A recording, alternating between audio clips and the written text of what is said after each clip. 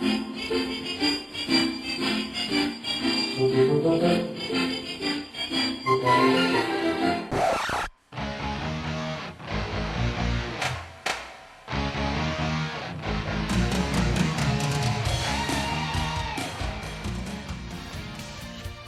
to Real Estate Real World, where we talk to the movers, shakers, and leaders that are getting it done right now in the real estate industry and beyond. I'm your host, Marguerite Crespillo, and I started this podcast simply dedicated to calling people about what's really happening in this crazy roller coaster ride of real estate. Be sure to subscribe on iTunes and stay up to date on the newest stuff by adding yourself to the list at www.realestaterealworld.com. Now, let's dive into the world of real estate. Hello, everybody. It's Marguerite Crespillo, and welcome to another fabulous episode of Real Estate Real World, where we get to talk to all the cool people.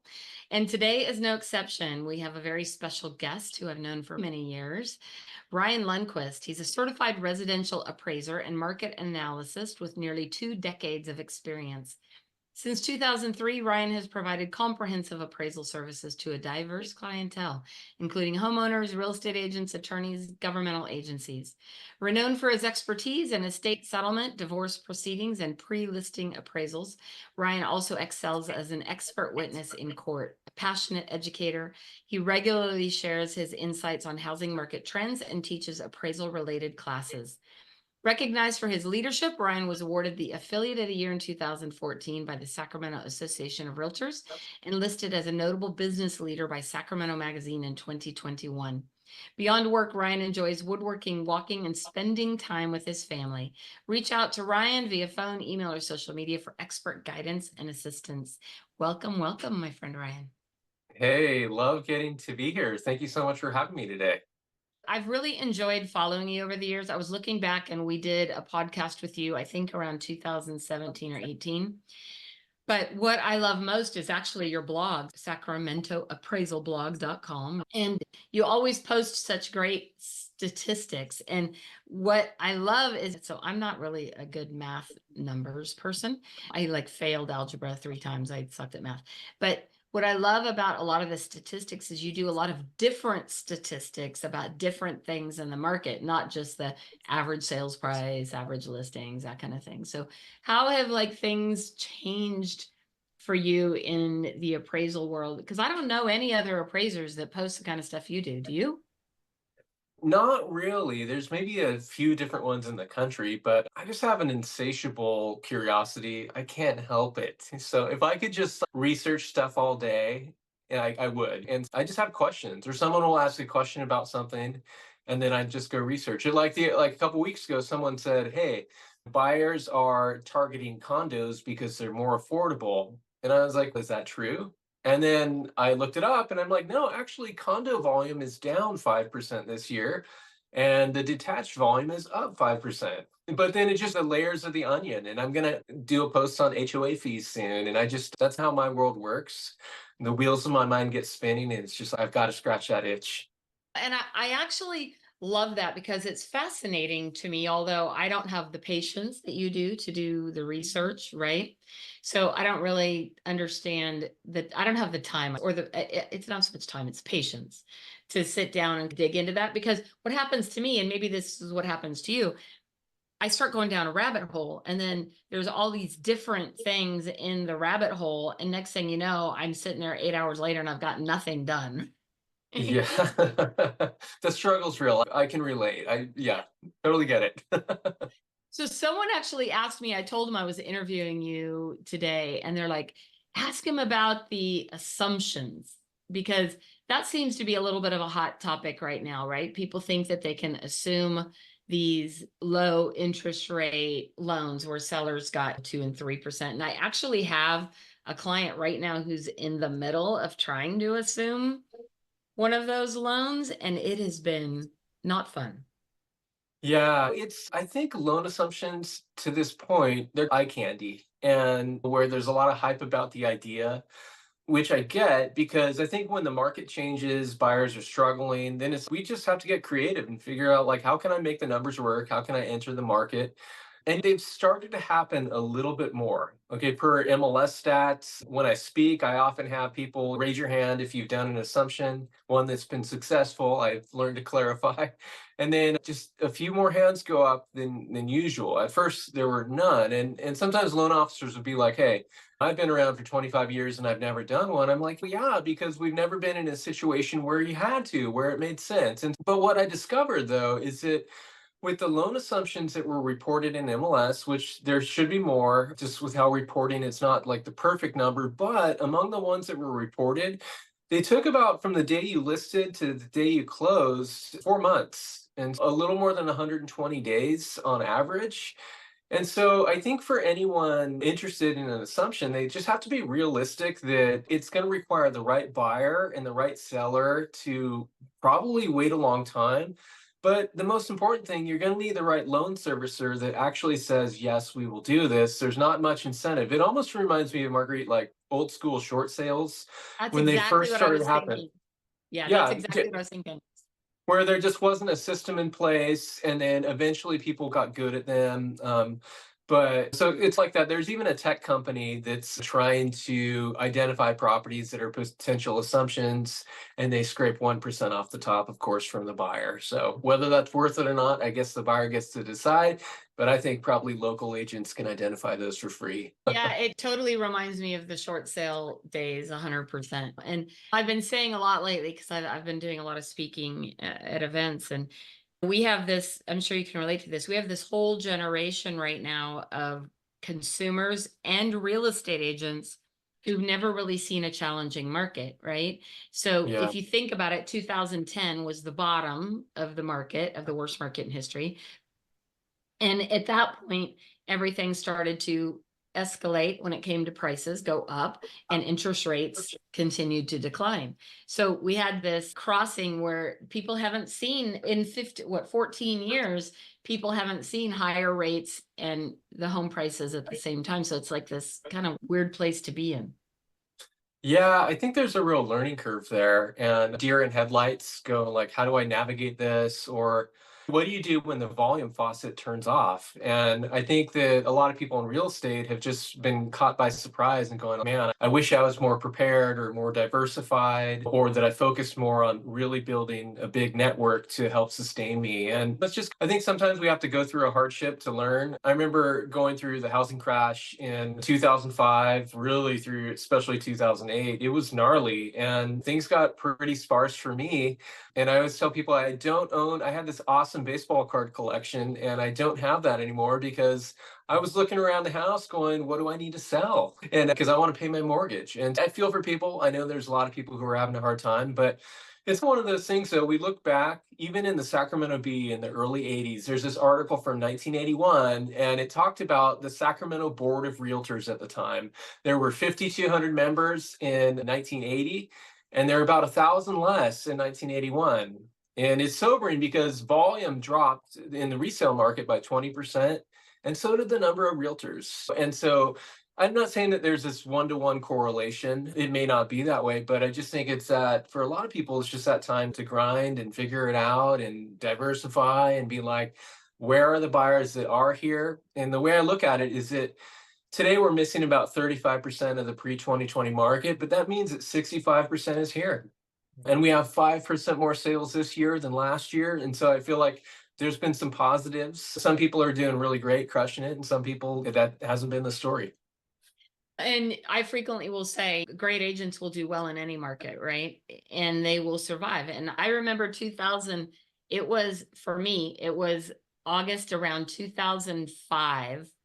And I remember putting a house on the market, and 2 weeks later, it was crickets. We had no showings, no Yeah. nothing. And I was like, I think the winds have changed. Now, obviously, I did not predict the market. No, anyone who says they did is lying, but They probably didn't, but yeah. they didn't. But I knew something had shifted, something had changed. And then next thing I started getting emails that had the word BPOs in them. And I'm like, what is that? We didn't even know what those were. I didn't have any idea what that was. And it's basically a micro appraisal, right? A poor Yeah. excuse for an appraisal. It's these companies who don't want to pay for an appraisal. But I ended up doing, honestly, I didn't know.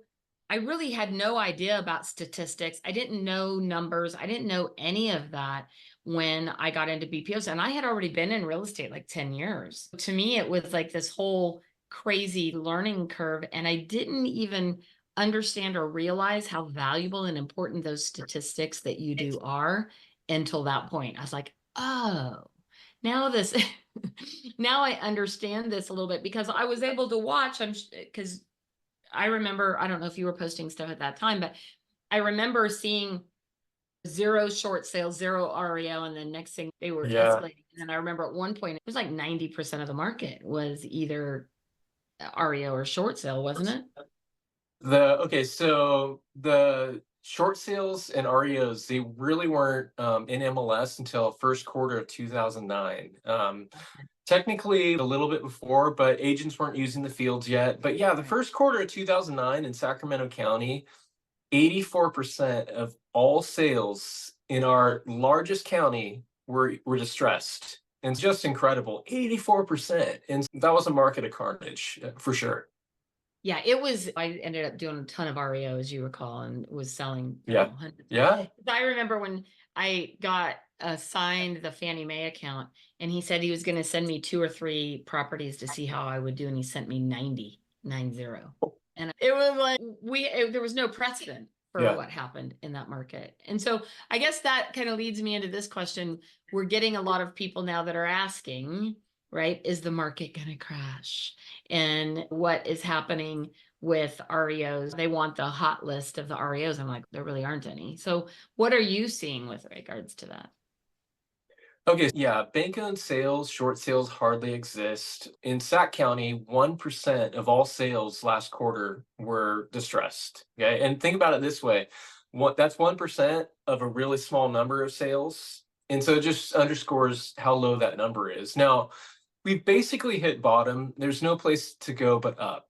But just because there's no place to go but up doesn't mean first quarter of 2009, like I mentioned. And so I think we automatically look back and go, here's what it's like. And then I very much doubt that with strict underwriting, with policies in place, lenders being better at short sales and such. But it's a really small sliver of the market. A little bit of an uptick in REOs, like barely. There's some short sales, about half of the short sales, which is like a tiny number. Half of them sold or originally were bought by the owners mid 2022. And so you can see the effect in the market where people bought at a certain level, the market's not quite back up to that level. And so they have carnage for whatever reason, they need to do a short sale. And so that's like a real thing. But again, it's you're going to starve if you're trying to fish in that pond. But we're also in this weird place where the market, where we have, I always say it like this, we have low supply and low demand. And what's different in 2007, we had massive supply with low demand. And so right now, the number of sales, it's very similar to where it was in 2007, but the number of listings is still freakishly low. And so it's been competitive. And so it's been this like a roadblock for prices to go down. That doesn't mean that prices couldn't go down in the future, economic carnage or whatever happens, but it's just, I would say it's been unfortunate because the market wants to get to a place where it's more affordable, but it's just, that's been a roadblock to this point. And so I feel like we're in this unprecedented market really. And we're definitely like REOs. People are like, sign up for my REO list and pay this money. I'm like, and I just tell people, don't do that. I hope you're No, not selling something, Marguerite, but I'm not. yeah. Yeah, I just feel like that's disingenuous. But what I also see though, what's interesting is that when I look at the REO listings, there's a lot of familiar names from REO brokers from back in the day. And I go, look, oh, hey, bro, what happened to you? I haven't seen you in a long time, but guess who's back? And I think that's great for that person who's found a niche. But you wonder too, if we ever had a problem, like who would the agents be now that saw a potential or built relationships and got in there? And right now, it just seems like the old guardians, so to speak, have it. Yeah, it's interesting because when I got into REO the first time around, I had no knowledge or experience of it. I had done so many BPOs, thousands and thousands, because at the time BPOs they're only paying like $50. So most Oh yeah. agents are like, I'm not doing that. I'm like, right now, that's milk money for my kids. So I'll do whatever I got to do. Like, Heck I yeah. mean, Heck yeah. you become desperate to do whatever you have to do. But that ended up leading me into learning about REOs. And what I'll have to say is that I find it interesting because the old guardians, as you call them, the ones who've been around forever, Warren and Zaretha and some of them, they were so helpful to me, which shocked me because that was Yeah. not the norm in the regular real estate industry. I remember calling Warren with a challenge. I'm like, okay, Warren, I don't know what I'm doing. Like I said, I got a boatload of properties all at once and I was overwhelmed. And also I remember him saying, and I'm gonna have to send him this episode because Warren, he's got the craziest sense of humor. And he just said, Marguerite, if I was sitting next to you in a bar, I'd say, figure it out. And I was like, okay, Warren, you know, and I did. He was just saying, look, there's options. You just need to look and dig a little deeper. You got to work a little harder. But they were so willing to help me when they didn't have to, right? Like Yeah. they could have Yeah. definitely, but it's different. Like even short sales right now, every once in a while I see somebody mention them, and I didn't go down the short sale path, thankfully, because I tried to do one and 8 months later, I was still waiting. The bank would Yeah. say, Yeah. we didn't receive your fax after the 27,000th time I had faxed 457 pages. I said, no, I'm not doing that. And I don't know if I'll go down the REO path again, but I don't see it. I think I'm with you. I just don't see it happening. And I feel like too, there's so many investors out there that I don't think this stuff will ever hit the street. Like they used to talk for years about the shadow inventory, right? And that was all going out the back door to investors who were buying Yeah. bulk sales and stuff like that. It just doesn't seem like it would ever hit the street. What do you think? Yeah, I tend to think that also with so much talk about Wall Street and there's these relationships and they can buy properties in bulk. But yeah, right now, when you look at delinquencies, whether it's 30 days or 90 days, really low for anything in the GSEs. So Freddie Mac and FHA a little bit higher, but still like everything, like we don't have a mortgage delinquency problem right now. Could that change in the future? Of course, anything can change, but that would be the leading indicator. We have to think we live in California, and you can imagine legislation that would come to help stop any issue. And so I think that's another dynamic today. But yeah, it feels like a really different world. And I'm bearish on the idea when people promise that, hey, there's a shadow inventory or there's all these vacant properties and where the market's going to get destroyed because of that. Or there's this other thing. And it's just every single week there's something new that's going to crash the market. And at some point, it's, man, you're really inventing some tales and getting some clicks. I'm not with that. I can't follow people like that. So here's the other thing that seems to come up a lot, and you touched on it earlier, is the affordability factor. It feels like I look at my kids. My kids are 27 and 29 now, and just trying to think realistically, without help from us, it's hard to imagine that they'll be able to buy a home with the prices and stuff that are where they are at. I feel lucky that I was able to buy a home in San Diego right at the end of 2020, early 2021, because for my son who lives down there, with my son who lives down there, that it's hard for me to imagine. I, I don't know how they're going to afford it. I know. On one hand, we're in California. Affordability is always an issue, right? I think with hindsight, like I always say in my market talks, that everyone talks about boomers and they bought homes with 11 raspberries and now they're worth $2 million. Like I have articles that I could show you from early 80s that talked about the baby boomers. The Sacramento Bee called them the boom babies and how they were struggling to afford. And so I think on one hand, we need some context just to say that it's been tough. I have articles from the 60s that talk about the national median price going from 20,000 to 21,000 and how freaked out people were about that. But we look back now and I know there's inflation and stuff, but even if you adjust for inflation, like it's just more expensive today. But I'd say on one hand, there's like encouragement from history. We go, okay, we're not the only ones to ever go through it. But my message to young people is that things have a way of working out. Markets don't stay the same, markets change, your financial position changes. But yeah, obviously, we're at a really inflated place. I would love for my kids too for prices to go down. Or there's always that dream in me like, man, if the market really went down, I'd buy a couple houses and then set them up for their future. And that's not in the cards. We're just in a different environment. It's not good for anyone when people can't participate in the housing market.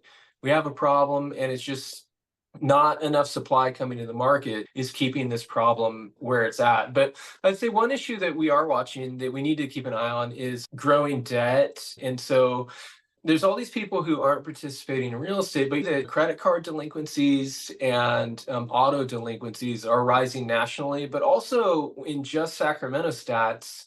We're above where we were in 2020, which is fine to get back there, but it's going in the wrong direction right now. And so I think we're seeing like people are juggling a lot in life right now. And then the question is, how long can you keep juggling all these things before like something has to happen? And so I think that's one thing to look out for, at least a red flag for the housing market in terms of both buyers and sellers who are, some of them are really going through it. So something at some point has to give in that regard. Those things just don't go away magically. And unemployment rising, but still unemployment's very low.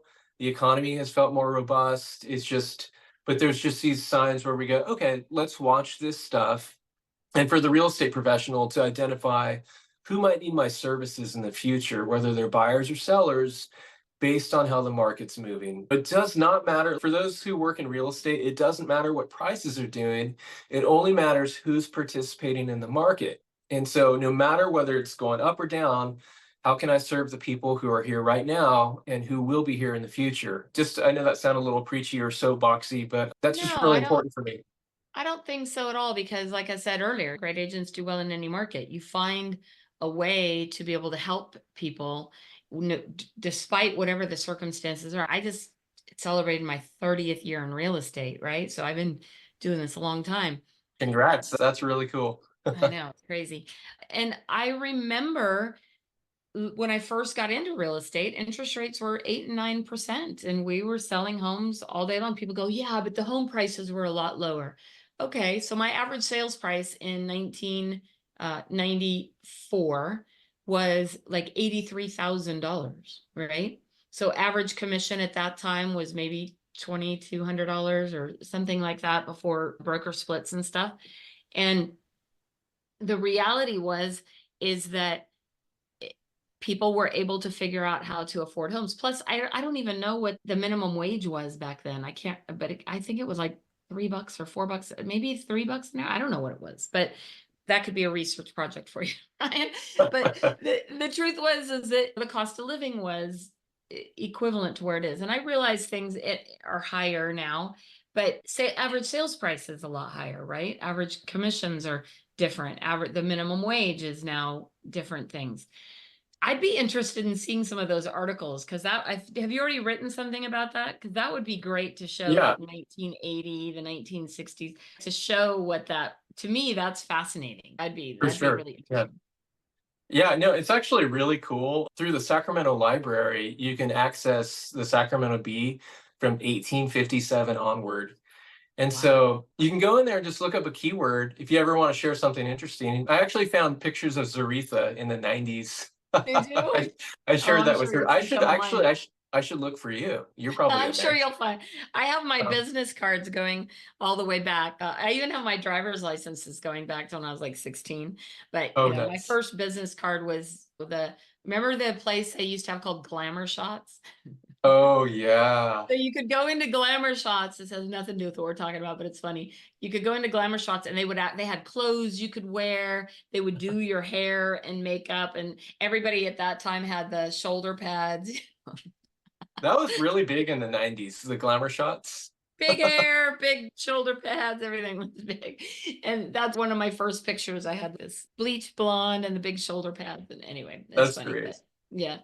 But it's interesting because the number one reason to me that people don't buy a home is because they don't think they can. And it's up to us as the real estate industry to show people what's possible, right? Yeah.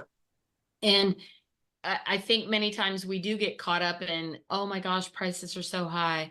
But when you pull out articles like you were talking about and you reference it, you're like, okay. It's not like that. What's that song? I think it's the Eagles song, says every generation blames the one before. I can't remember what song it is. And they always talk about that. And we look at history and we don't pay attention to it. Let's okay, the same home prices, yeah, they were lower back then, but so was the minimum wage, so was the cost of living, so was a gallon of milk.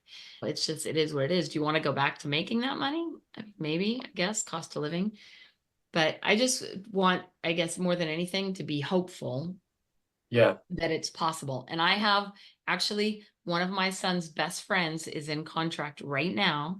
They're buying their first home and buying a little starter home out in Olivehurst. They couldn't afford Roseville, Rockland, Lincoln, but they found a place in Olivehurst, which is 20 minutes away.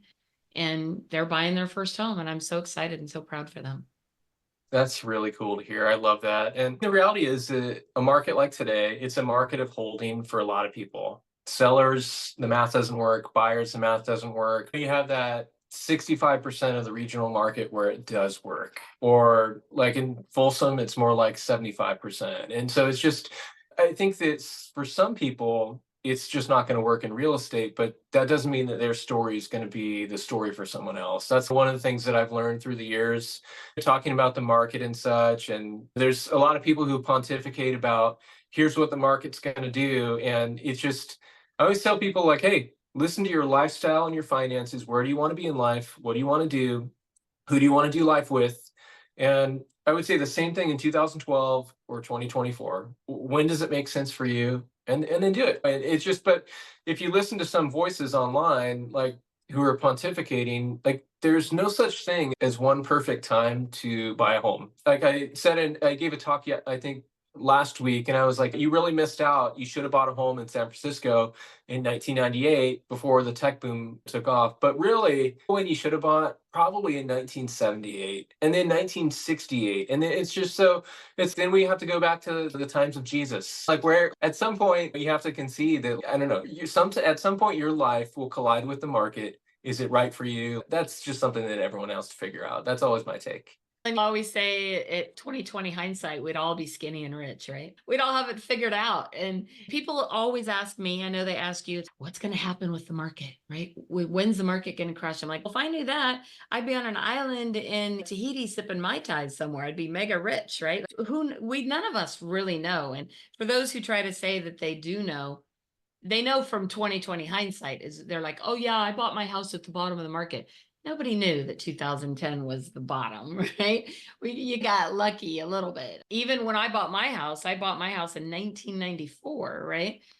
For 260,000. And that was a lot of money at the time. We didn't know how we were going to do it. And our interest rate was 10%, and we were happy to get it. And we're like, we'll figure it out. We'll figure it out. And we did. Had no idea my house was going to do what it's done over 30 years. Yeah. And you actually bought in a declining market too. Because prices basically went down from early 90s and then maybe leveled out in around 97, started rising again in 98. So just to throw that out there. Here's how smart I was. So we had bought our first house in North Highlands in 1990 for $83,000.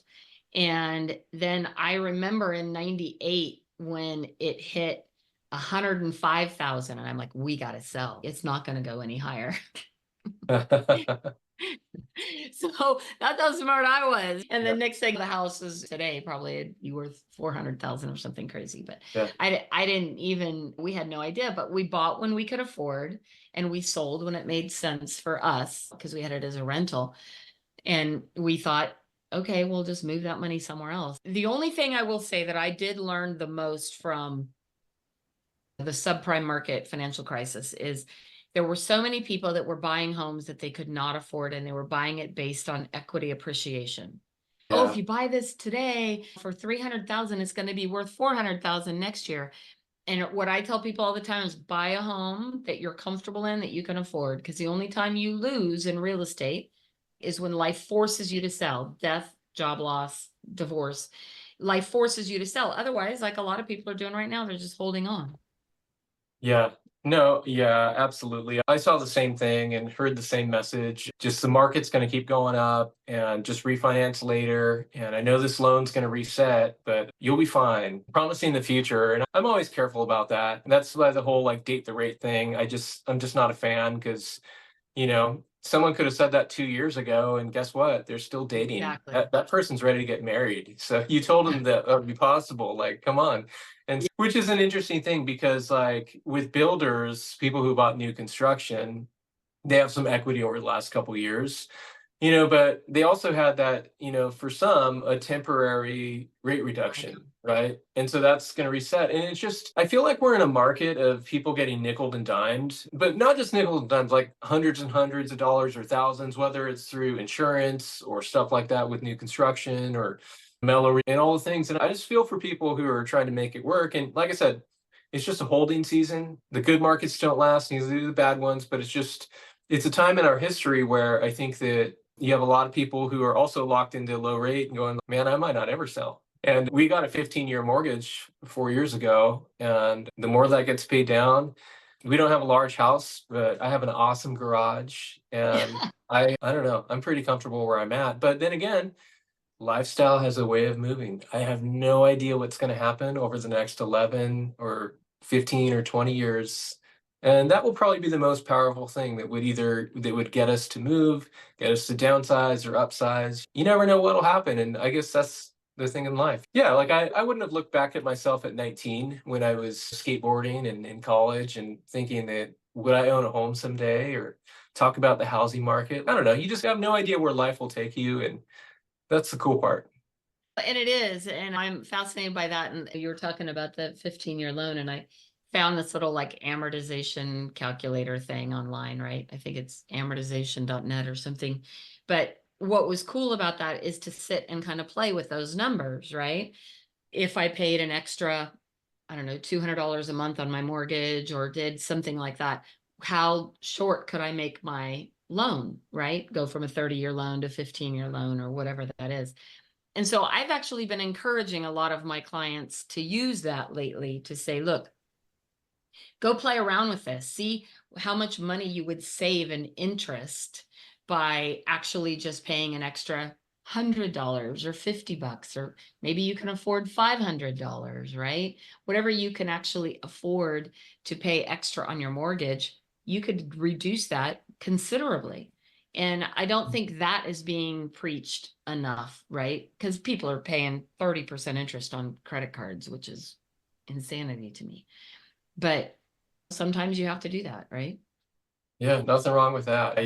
Man, those rates, whoo, oh my I know. gosh, It's it's like, robbery. it's insane. But as we wrap up today, do you have anything that you want to share with our audience that might help them in the coming months and years? I would just say, let's think about the last half of 2024. And one of the things that we need to remember, the weather changes. And are you using your air conditioning right now? Because we are, right? Just started, yeah, a couple weeks Okay. ago. It's getting a little hot.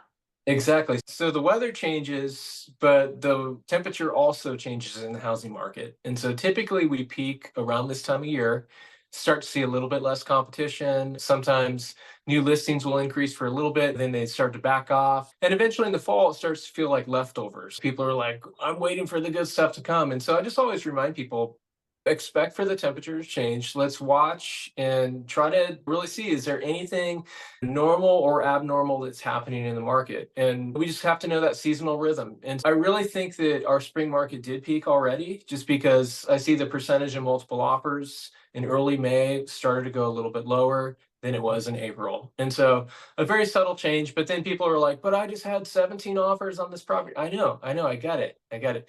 But see, there's all these trees out there, and I'm looking at the whole forest and saying, this is what the whole forest is doing. There's going to be some crazy examples of insane offers and then also sitting. I find in today's market that it's either multiple offers or it's crickets. And I just say enjoy the ride, try to pace yourself, but let's expect for the temperature to change and let's look out into the future with, I think, optimism and hope for we've got a little bit more so far in 2024, more pendings, more sales, more new listings.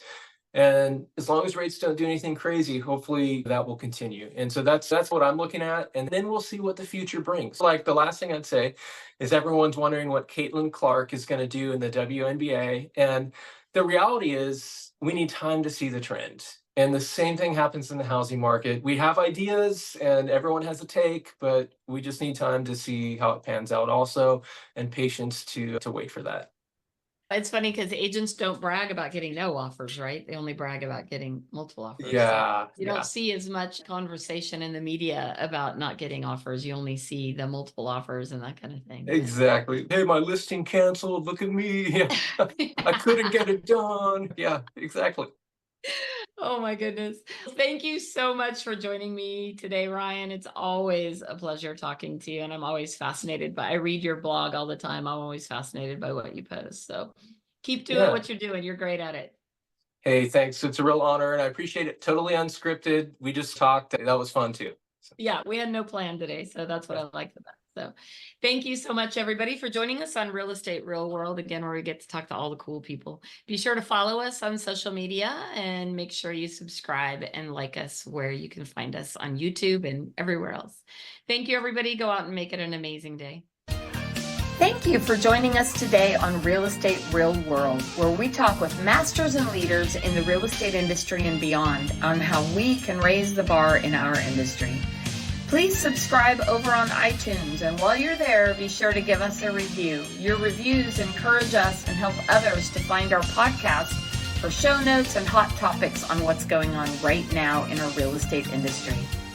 Also, hop on over to www.realestaterealworld.com and add your name to our email to get early advance notice of upcoming podcasts. Thanks again for listening, and go out there and be a part of the elite masterclass and raising the bar on the real estate industry.